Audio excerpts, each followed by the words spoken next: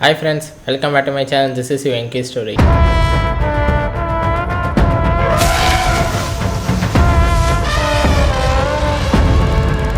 இன்றைக்கி வந்து நம்ம என்ன பார்க்க போகிறோன்னா வள்ளி மயிலோட அஃபிஷியல் டீசராக நம்ம இன்றைக்கி பார்க்க போகிறோம்.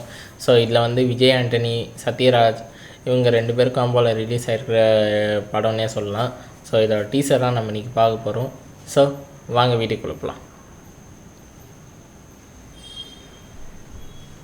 13 ஸ்டேஷனில் தமிழ் வெந்தன் மேலே கேஸ் இருக்குது சார். எதிர்க்கிறவங்களை எப்பவுமே இந்த சிஸ்டம் அதிகாரமாக அழிக்கத்தான் நினைக்கும்.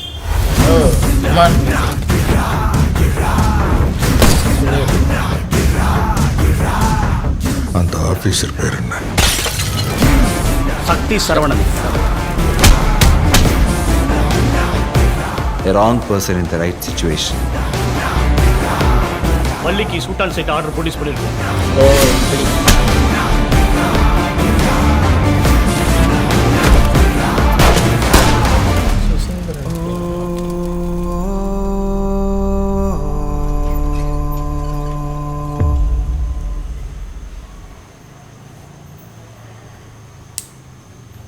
ஓகே, நல்லாயிருக்கு.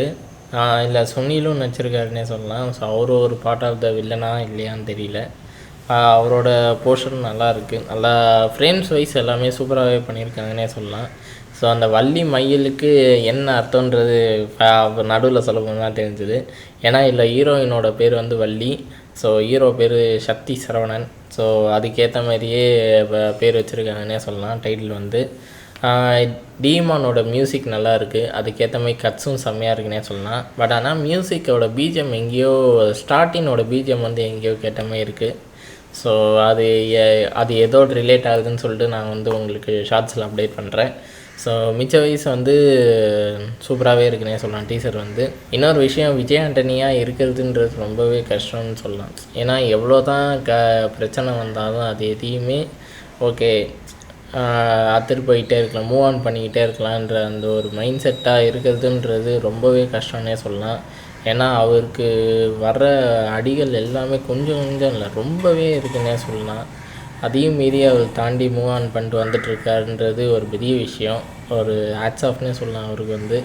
ஸோ அவருக்கு ஃபேன்ஸு நம்ம சொல்ல வரணும், ஃபேன்ஸ் எக்கச்சக்க பேர் இருக்கும்.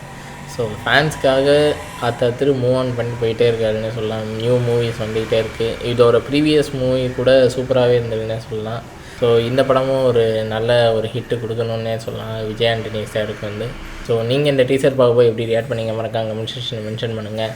இந்த ரியாக்ஷன்ஸ் உங்களுக்கு பிடிச்சிருந்தா மறக்காம லைக் பண்ணுங்கள், ஷேர் பண்ணுங்கள், சப்ஸ்கிரைப் பண்ணுங்கள், மறக்காம பெல் ஐக்கான் கிளிக் பண்ணிக்கோங்க. So until then catch you in next video. Bye.